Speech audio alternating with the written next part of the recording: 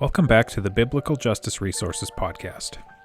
In my experience, as you begin to pursue justice and learn more about different social issues, you begin to see connections between different issues. We've already heard a little about some of these connections on the podcast, how things like climate and the environment, education, food, housing, and more can intersect with other issues, especially for vulnerable populations. One particular issue that sits in the middle of this conversation is homelessness. A discussion about homelessness can quickly move to topics like affordable housing, mental illness, addiction, and more. Arguments about the best way to end homelessness can be derailed by the breadth of issues, by failing to understand factors that cause a person to become unhoused, and, even when discussed among Christians, by failing to understand the connection between the physical, the spiritual, and the human. But what if there's another way to approach the conversation? A way that's informed by grace and hope. We begin to sort through that conversation today with our guest, Kevin Nye. Kevin is a writer and advocate working toward ending homelessness by engaging best practices. He has written on the intersections of homelessness and faith for Religion News Service, Sojourners, Red Letter Christians, and more. He is the author of 2 books, Grace Can Lead Us Home, A Christian Call to End Homelessness, and the forthcoming Hope for the Mission, Getting It Right in the Call to End Homelessness, which is currently available for pre-order and is scheduled to be released on February 17th. Kevin currently lives with his wife and son in Minneapolis, Minnesota, where he works as a housing director at an organization addressing youth homelessness. Through our conversation today, you'll learn about some theological shifts you can make to better understand homelessness, how housing needs to be at the center of any solution, and how you can grow an understanding through listening to others' stories. Additionally, we close the episode by discussing the impact of the current ICE and Border Patrol presence in Minneapolis on the unhoused population. Now, if you will, join me for this conversation with Kevin Nye. My name's Eric, and this is the Biblical Justice Resources podcast. Our conversation will begin right after this. The Biblical Justice Resources podcast is supported by listeners like you at patreon.com/biblicaljusticeresources. If you're interested in supporting the podcast and helping to resource individuals and the church for the pursuit of biblical justice, please consider giving today at patreon.com/biblicaljusticeresources. Again, visit patreon.com/biblicaljusticeresources to help support the podcast. Now on with the show. Kevin, thank you for joining me here on the podcast today. Absolutely. So grateful to be here. I do not know for sure, but I feel like this must be a crazy time to be trying to promote a book. Yeah. Yep. That's well said, and I agree with it. Yeah. So I'm looking forward to reading it. It comes out here in a couple weeks from when we're recording and when this will be released. But one of the things I'm interested in between your first and second books is the use of language in the title. So the idea of grace in the first one and hope in the second one. So we'll read this off. I'm sure we already have, but Grace Can Lead Us Home is the title of the first one. Hope for the Mission is the second one. And we've had conversations recently on the podcast about grace and hope. Just kind of curious how you see those interplaying into the conversation and the discussion that you're having in your books. Yeah, I love that question. And it's a little bit different for each book. When I first decided to write Grace Can Lead Us Home, I had for years had, an idea about writing a book about homelessness that spoke to Christian folks about what to do about it and do myth busting and all that. But it wasn't until I came up with that title that I really understood the book. And it comes from, a slight iteration on the line from Amazing Grace.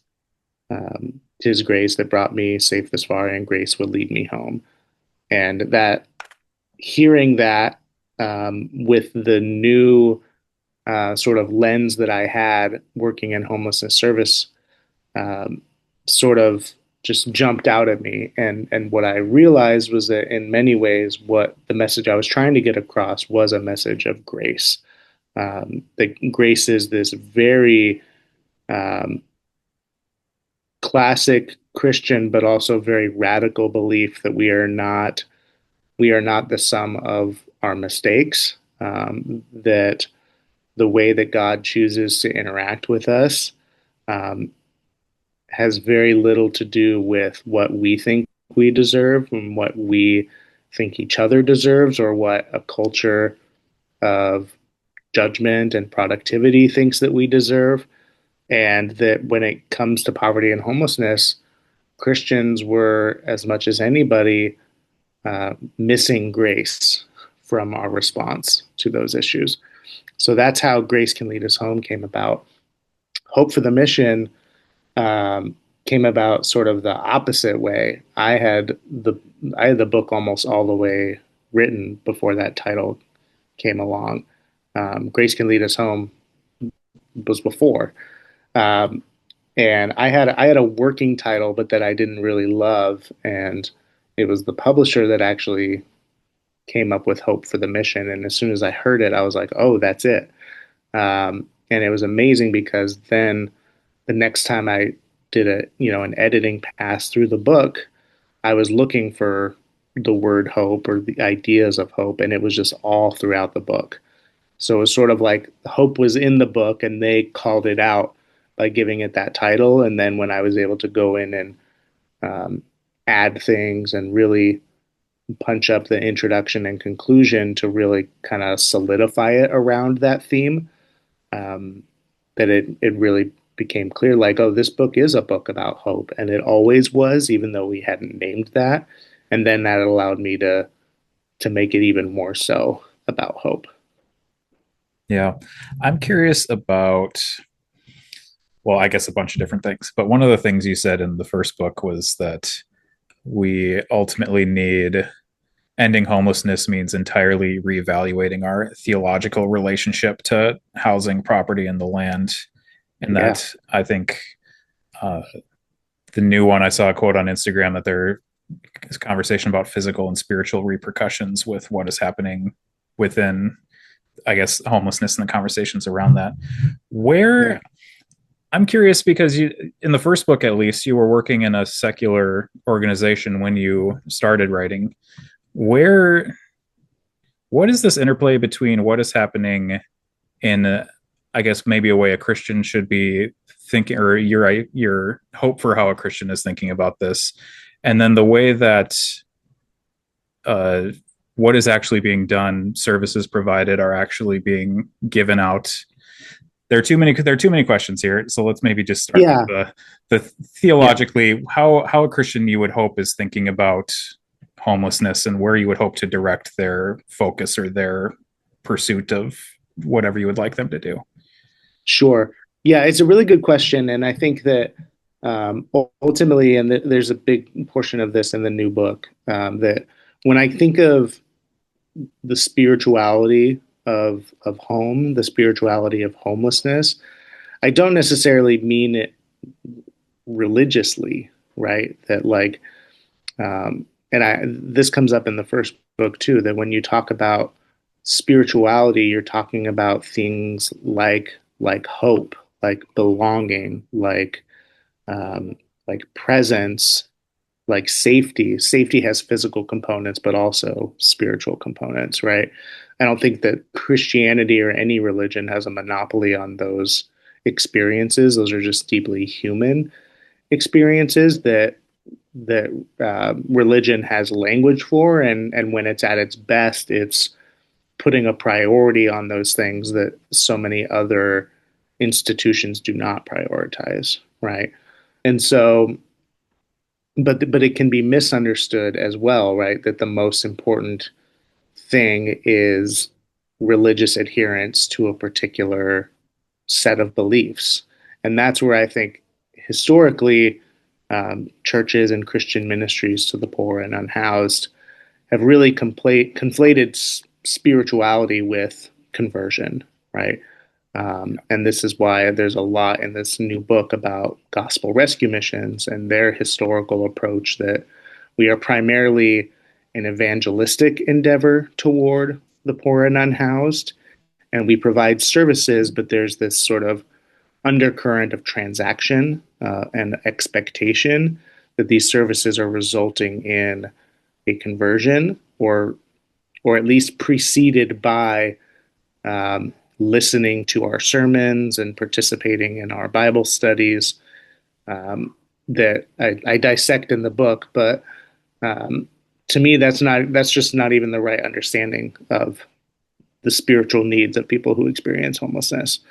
Um, and so, in one sense, I would direct churches away from that understanding of spirituality to also understand that homelessness has to do with a very physical, real, material lack of housing and resources to maintain housing.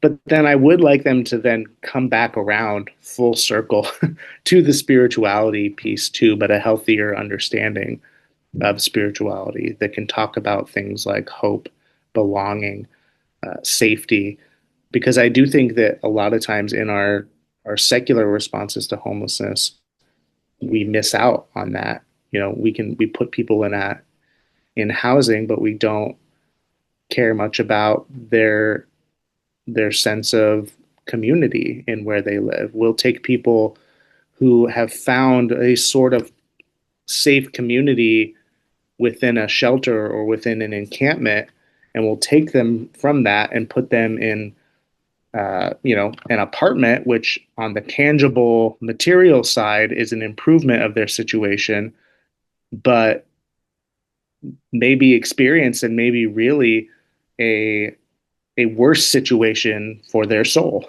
for their spirituality, for their sense of belonging, community.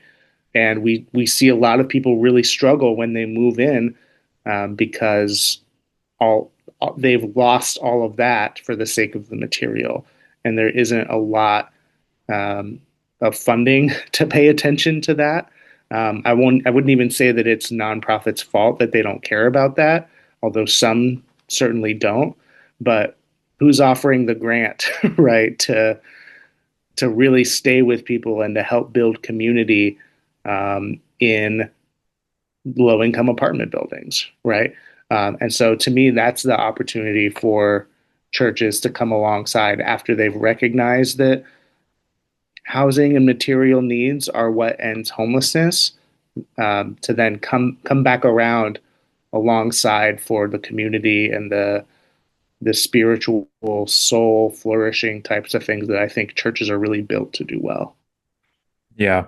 And I think that your answer also answers whatever other question I was trying to get to about some differences I've between yeah, secular and religious organizations who are in this work. yeah. I picked up I what you were laying down, even though it was I hard to yeah, I articulate a appreciate it. question in there. Yeah. I guess maybe let's head in this direction. I've seen some different conversations about uh, well, there are a lot of conversations right now about sort of declining Christian participation in churches and things like that, and Christian or churches closing down. Hmm. And I've seen some places where there are concerns that this will end up leading to difficulties in like a social safety net sort of situation where churches who Hmm. maybe would at times have been able to provide some of that work, if maybe it's not coming out of a broader systemic place, could do that.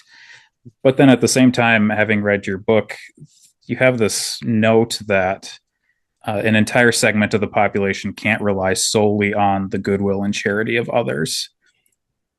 So I'm curious between what we're seeing in the world, what you're seeing in your work, what is this interaction between what we can do right now for people who are experiencing homelessness versus what can we or do we need to be focusing on systemically to also at the same time help address what's happening? Yeah, absolutely. I mean, this is what we experience with a lot of social issues, right?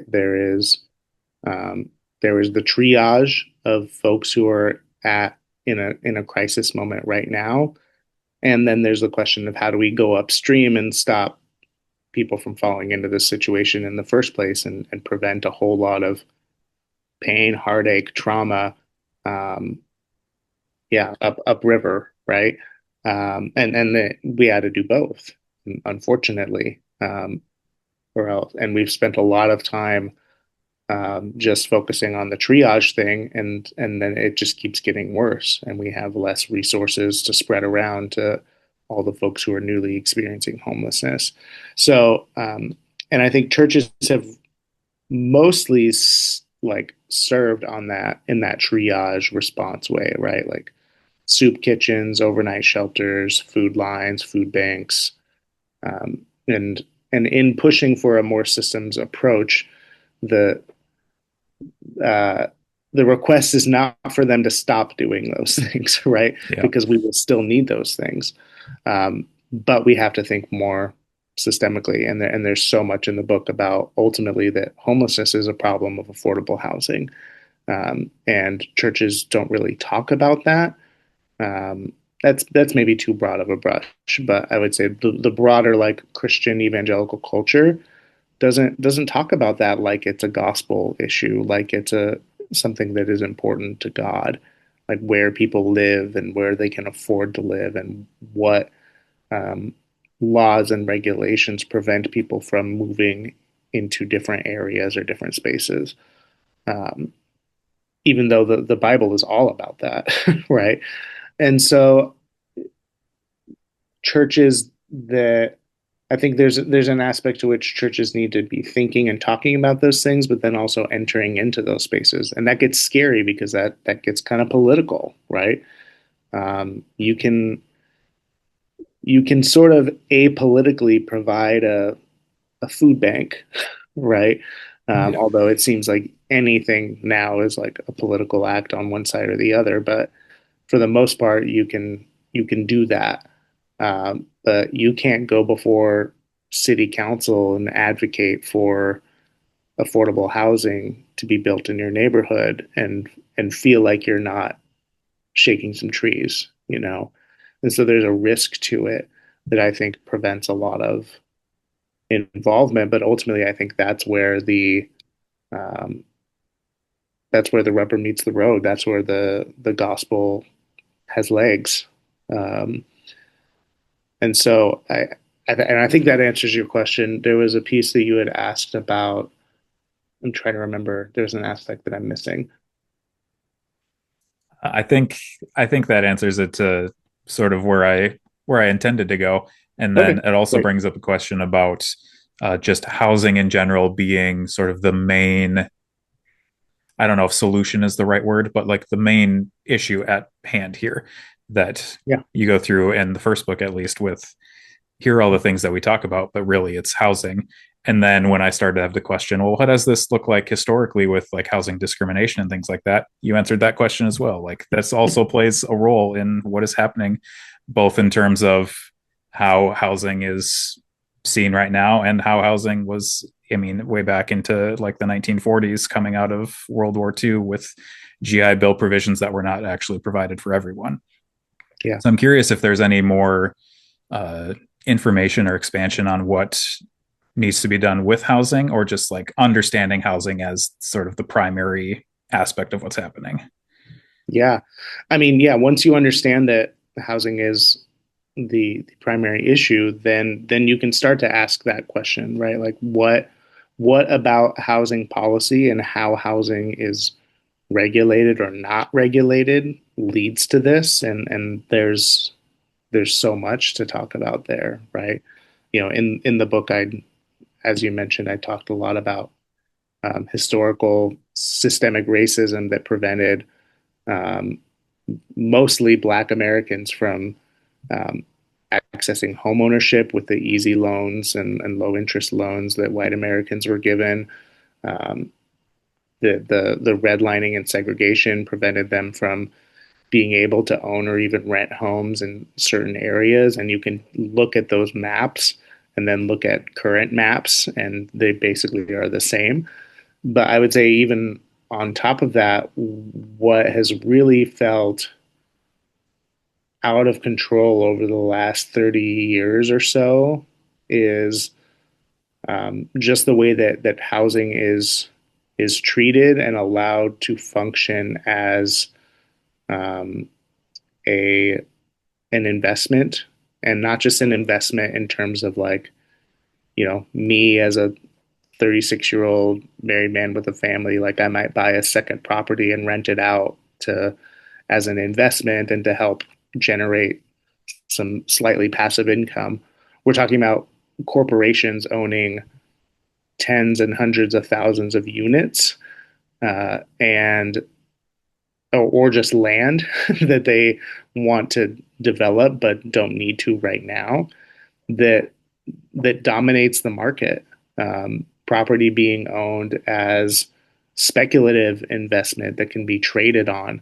We are at a point right now where housing is almost like the stock exchange, and has and is understood by folks with millions and billions of dollars as a way to make money rather than an infrastructure that cities, counties, and states need to have so that their residents have places to live. And that has become so unregulated and dysregulated. Um, and our laws that are meant to do something about that are really, really old. And all of the ways that folks can profit off of it are incredibly advanced and way past whatever laws might have limited that. And so people a lot smarter than me, look at laws that, the classic old one is rent control. A lot of people have issues with that. There's vacancy taxes, which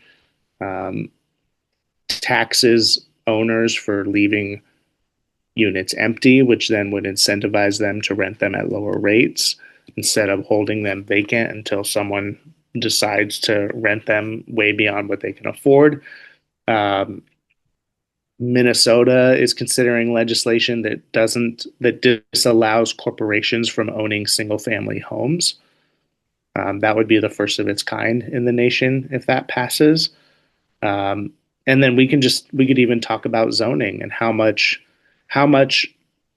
real estate in this country is only zoned for single family homes when the populations of major cities just can't withstand that. And it all sort of returns to this this vision and power that people who already have stable housing hold to keep their environment and neighborhood looking exactly how they want it, regardless of what the broader needs of their neighbors or their cities or their communities need. Yeah, I wonder if we can drill into that point a little bit, because that Yeah. feels like a spiritual question for Yeah. Christians to answer as well. We so the church that I attend was in the process of attempting to purchase a building at one point, and one of the potential ideas for that property was affordable housing. To which I would have said, that's a great thing to be pursuing, but that can't just be happening in the city where we are. It needs to be happening all across like the suburbs and everywhere. Like, one of the points you say is that people who experience homelessness largely are in the communities where they grew up. So this, Mhm. if this is happening everywhere, it even brings to mind some things I found out after I graduated high school in the suburbs, of kids in my school that I had no idea were experiencing homelessness up in the suburbs. It is everywhere. How do we Yeah. then think about that as, I mean, I keep driving back to this as Christians. I think that's kind of my hope here for how we think about this, but just how do we think about it continues to expand on thinking about this spiritually, about the neighbors we have around us, I guess. Yeah, I mean, it's a very spiritual and biblical question to ask, who is my neighbor, right? Um, and does your neighbor include the unhoused person? Because there is a lot of um, there is a lot of very intentional work done on the part of um, bad actors to convince you that unhoused people are not your neighbors, right? These ideas and myths that these are people that got bussed here from somewhere else, or they came here because we have the nice housing, so we're a magnet for unhoused people. All that stuff that the data support, but that is a very tempting myth because it allows you to distance yourself and not take responsibility. Whereas I think if we, as citizens or as Christians, recognize that anyone in our midst is our neighbor and we need to treat them accordingly, and the data shows they likely did used to be your literal neighbor. Um, how does that shape what our response is to that? If they are our neighbor, then we, whatever we means, have an obligation to take care of them. And we can't just pass the buck off to someone else. We can't just say, no, that's somebody else's problem. Yeah. I'm curious, thinking through all of this. So I had the opportunity to essentially be in a teaching session with you at one point about a year ago now. Uh, and one of the things you did as part of that is this activity to kind of try to help demonstrate the process of being in a situation where you are experiencing homelessness and then trying to find your way into housing, which just like it would have taken us a long time to go through the activity and actually find our way into housing.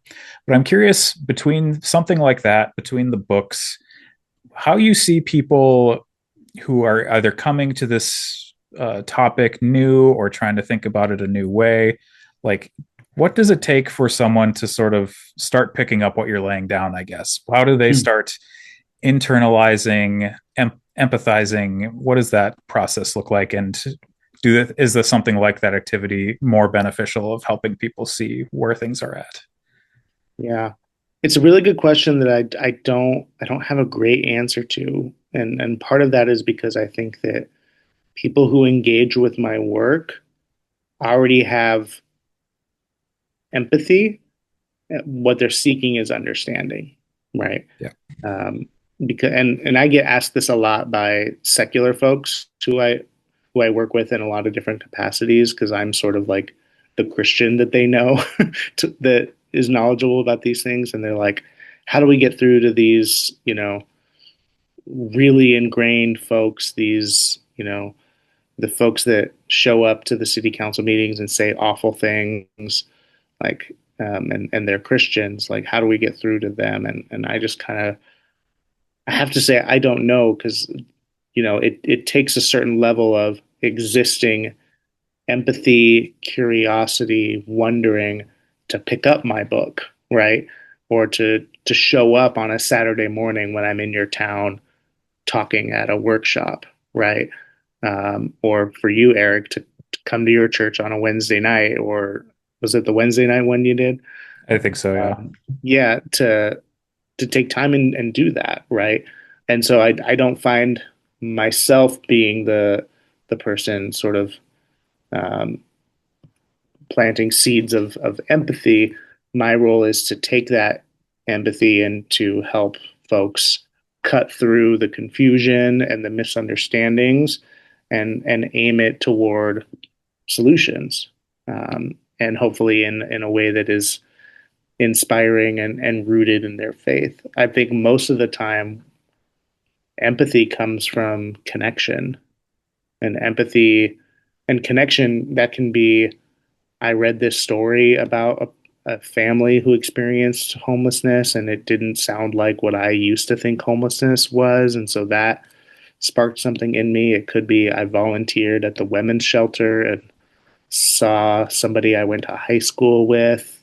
Like it has to hit through um, personal feeling and connection. And I think that's why I talk a lot about storytelling, and I'm constantly trying to get nonprofits to think through better how they do that, how they tell stories about people, because I think it is really powerful, and that's not something that I myself can do. It's something I can help support, but if that doesn't happen, then they're never going to come to my work to to get that deeper understanding.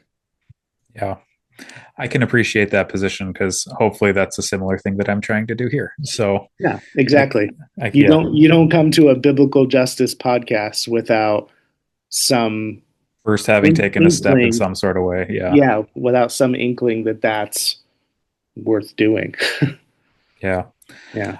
I have another question now about uh, people who are secular versus people who are Christian and how you see them coming to this discussion. Because I feel like, broadly speaking, I have concerns a lot of the times about Christians not looking very different from what's happening in the secular world or what's happening just broadly worldly. So I'm curious if you see any sort of difference between. We're going to be painting with broad strokes here. I'm sure it's different Yeah. for each individual, but the way someone who is not a Christian would approach this conversation versus the way someone who is. Yeah, I honestly I don't see that much of a distinction. And like obviously there are Christian ministries that I have huge problems with and how they address this issue, but there are also non-Christian nonprofits that do the same. And and the opposite is true. There are secular nonprofits like the one that I work for that the way that we approach this issue, um, there's alignment there. And my new book is mostly about Christian churches and ministries that are doing amazing things that I wholeheartedly endorse and support. To me, like it's a question of language and it's a form of translation, right? Like I can get into a room with secular folks that I agree with or I disagree with, and we can talk about the values and the policies and protocols that undergird what we do. When I step into a religious space, that's just a different set of language that I can use to help make those same arguments, right? And I think I said earlier, I don't think that even as a Christian, I don't think Christians have a monopoly on spirituality or morality or ethics.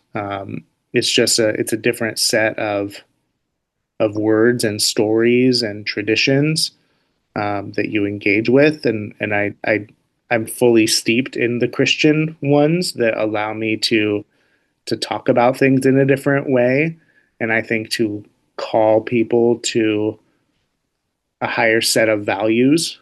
But in secular spaces, I would just um, I would do a very similar thing and just say, hey, like the stakes are really high because the people that we're talking about are extremely vulnerable, and for them, this is not a philosophical debate; it's life or death, you know.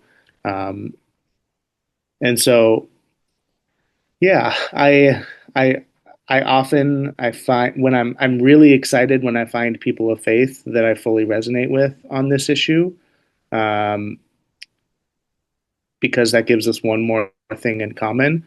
But a lot of my day is spent around people who I have an absolute deep values connection with on this issue, but we don't share the same faith. And so that has colored a lot of how I see faith and how it interacts with this issue. Yeah. I'm curious now from a perspective of storytelling and understanding, if you're willing to share a little bit about yourself personally between writing the first book and writing the second book. I'm curious if you've seen what sort of growth you feel like you've seen in yourself, or growth in understanding, or maybe a perspective you had that has either changed or evolved in some way between writing the two books. Oh, absolutely. I could go on and on. I mean, in terms of big life events, right? Like the month before the first book came out, I moved from Los Angeles to Minnesota. Um, and with that came, obviously, that's a big culture change. That's a big weather change, which is kind of jokey. But when you're talking about working with people experiencing homelessness, that's a big difference, right? Yeah. In terms of what people can endure and what being unsheltered, the implications of that are. My role switched from working primarily with single adults in a outreach and moving to housing capacity to here in Minnesota. I work mostly with 18 to 24-year-olds, and I work with them at the point where they are getting housing. Which again there's so much that's the same and there's so much that's different, right? And so I think I've also, because of my wife and her involvement with mutual aid, I've been um, a lot more influenced by the type of work that doesn't fit into a neat nonprofit um, mold, um, which changes how you understand the work. It changes how you see things like funding and job security and how much money feels like it gets wasted, but also how necessary that infrastructure is to keep going. I think my views on the role of shelter in a system have evolved moving from Los Angeles to Minnesota. I still have very strong views about not over relying on shelter because shelter can often be a way to hide homelessness without actually addressing it. But in a place like Minneapolis, um, you absolutely need shelter beds, and that's a life or death infrastructure question. Whereas in Los Angeles, um, who mostly moved away from shelters as homelessness response about 15 years ago, the implications of that were far less dire. So those are a few things that have changed about me. I'm always growing. I'm always learning more. There's definitely things that if I could go back and rewrite Grace Can Lead Us Home, that I would change and adjust. Nothing huge. Like I wouldn't like get rid of that whole chapter. But some sentences I would definitely rewrite. Some stories I would tell in slightly different ways. Um, yeah, Yeah, that's definitely something I think about I mean, I have not yet written a book. Maybe that's in the future, but definitely like when I was in school writing stuff, it's like, all right, we got to make a decision now, and there it goes, and maybe our thoughts change in a little bit of time, yeah. Well, and sometimes they change in the time before the book even comes out. That's kind of but it's too one of the late. wild Yeah, things, like right, like it's locked in, and then there's usually at least 6 months after you're done writing before the book comes out, and and in that time, so much can change. yeah, yeah.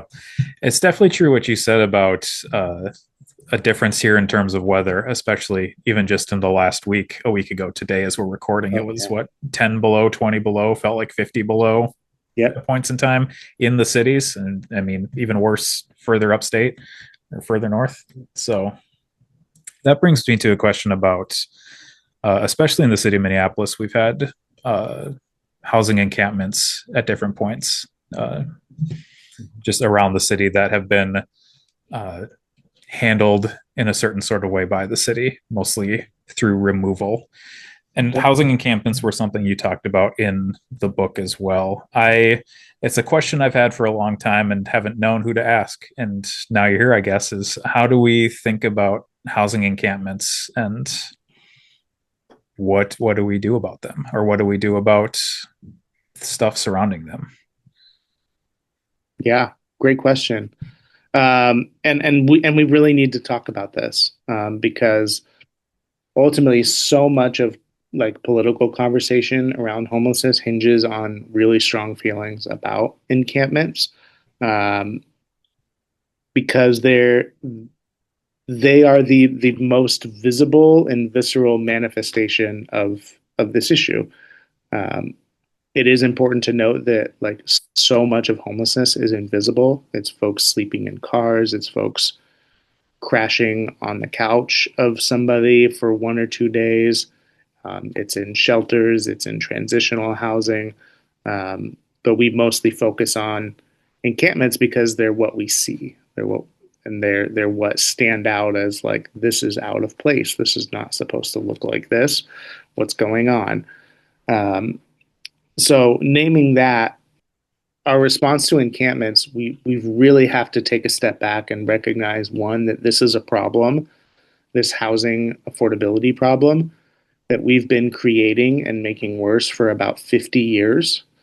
Um, and so any time that we say, okay, we're going to address this homelessness crisis, we we got to get patient and we got to recognize that whatever we do, it's not going to be an overnight thing. And if the goal is to get rid of that encampment, um, we need to ask really, really hard questions about what that actually means and how we honor our failures that have created the need for that encampment. We need to honor what exists in that encampment in terms of mutuality, safety, and community. Because the reason that unhoused folks band together and form encampments is not to piss us off, right? Um, it's because being together, there's safety in numbers, there's community care, there's, hey, I'll watch your stuff while you go to that appointment. I'll keep an eye on your dog because you have to go in that government building. It's um, yes, you can safely be in this community because somebody is looking for you, like a domestic violence type situation. These are all things that happen in encampments, and that's not to say that encampments are perfect and that nothing bad ever happens in encampments. But it is to say that they serve a really, really crucial safety function for people who are experiencing homelessness. And our policy right now in Minneapolis, which is a de facto, there are not allowed to be encampments. And anytime there is an encampment, it's subject to be busted up by police and sanitation. It just makes people less safe. It contributes directly to um, overdose. It contributes directly to um, public health and the spreading of disease. We know this, right? It makes people hide, and when people hide and are isolated, they are more at risk of everything harmful that can happen to them. And so ultimately, like, to come up with a response to encampments means actually pursuing something that means safety for the people who live in encampments rather than just saying, I don't care where you go, but you can't be here. And ultimately, that is what our strategy is. And it's expensive. It's recklessly expensive to do that to no real result. They leave one place and they set up another because you've not actually provided anywhere else for them to go. Unless, of course, you send them to jail, which is even more expensive, actually, to jail people. It's more expensive to jail people and to chase them around than it would be to actually just house them. Yeah, that was something I pulled out of the book as well. Like how many how if you're looking at it from a cost perspective, how much different services cost versus what it would cost to just provide housing. Yeah. Which And it's not to say, and I say just, it's not a just, I mean it's a process of actually building that infrastructure if we don't have it. But yeah. And it's not to say that like encampments should just be anywhere and that everyone should have to put up with, whatever the implications of that are. I know folks who live in buildings that are constantly being broken into by unhoused folks near them because they're seeking warmth. But when they don't have bathrooms, they don't have places to throw trash, and it creates a huge issue, right? And it's not just to say that folks who are experiencing homelessness have kind of carte blanche to set up and be wherever they want, but there needs to be a mutuality and a partnership with them to say like let's find some places where you can be. Let's bring resources like bathrooms, porta potties, trash service, so that you're not living in unsafety and squalor. Um, it has been done really well, and it's also been done where housing has been created or set aside, and entire encampments have moved in as a community into like a new housing development together. And that again maintains the community. It gives them buy-in. There's so many ways to do this if you actually start out with the idea that they are a community seeking safety and they deserve that rather than they are a nuisance and we need to get them out of here. Um, it really it comes down to your starting place, and most people are just starting with, I don't really care where they go, I just don't want them here. yeah. There's a whole lot more of this conversation I feel like we could go Oh yeah, into, but we are forever. we are coming close to our time here, and I do want to take some time to talk about what's happening right now in Minneapolis because, Yeah.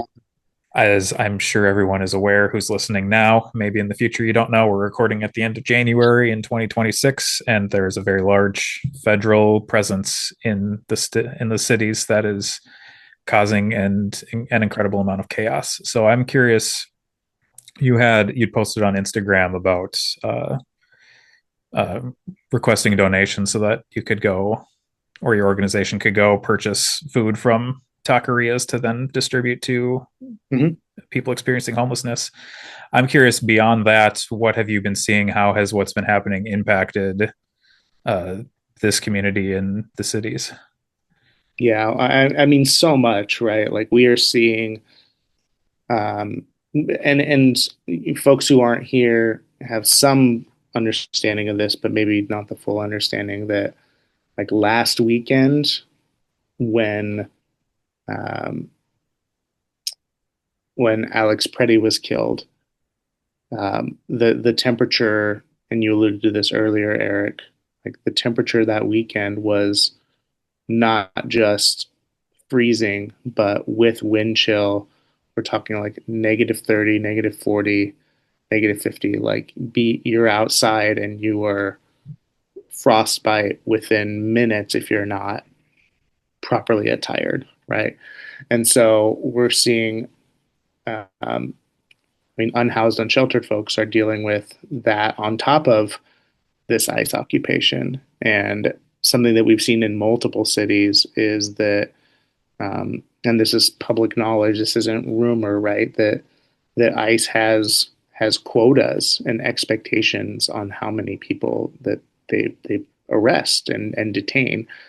Um, and a lot of the way that they meet quotas is by finding people without documentation, and unhoused people tend to be without documentation a lot, not because they're not citizens, but because documentation is hard to hold on to. It gets lost, it gets thrown away during the sweeps that we talked about. And so unsheltered people are just especially vulnerable to ICE. When companies, restaurants are building their ICE protocols, like, and to prevent ICE from coming in, and breaking their constitutional rights, their last resort is the front door. Like if without a warrant, theoretically, ICE can't enter private property. What if you don't have private property to be in, to shelter from? All you have is a tent, right? So unhoused people are extremely cold. They're extremely hungry. A lot of places are having to close because of this occupation and this fear, because staff aren't coming in because they're afraid. It's a complete mess right now, and nobody knows day to day what's happening. And so, for folks who already live a very day to day life dependent on surviving one day at a time, you throw an entire city into chaos, and you add sub-zero freezing temperatures, and you add that this population is vulnerable to the folks who are causing the chaos. Um, and it's a really really bad situation. That's about all I can say. Yeah, I would love to ask and for you to have an answer of where we go from here with that, but I don't. None of us knows. So, I guess what uh, have you seen anything that is positive, or is there? Have you seen any recourse for folks who you're working with, or anything along those lines? I mean, the positive stuff is that we're taking care of each other, and Minneapolis is really good at that because we've been doing it for a while. I think everything that happened in 2020, the folks that were paying attention in Minneapolis learned that we can't count on the government to save us. um, and we can advocate, we can try to elect politicians. I'm not saying throw the whole thing away, right? But at the end of the day, we love and protect one another. And and so when this all began happening, we were kind of ready for that in a weird way. And so, when I put out that call to raise money, and that was not my initiative, but that of some other mutual aid folks out here that just really resonated with me. Um, we like $10,000 came in just to buy burritos to pass to unhoused people. I'm aware of other ones for folks to buy groceries that um, you know past 30, $40,000. Um, there's a GoFundMe out there for rent for folks just in the Powderhorn neighborhood, which is a small neighborhood within Minneapolis that's raised over $200,000. Um, and that's just the money part. That's to say nothing of the logistics and infrastructure of buying groceries, bagging groceries, delivering groceries. That's all happening nearly entirely volunteer, nearly entirely among people who already have full-time jobs, who may be struggling themselves. Um, but people are taking care of each other here, and we're learning to get better at that. We're formalizing that. We're teaching each other. We're learning from people who have been doing it a lot longer than us because they've been vulnerable in a way that I've never had to experience. Um, and to me, that's community and that's beauty. And we can wait and hope for the mayor, the governor, the president, whatever, to shift what they're doing or to come to our rescue or protect us from the other.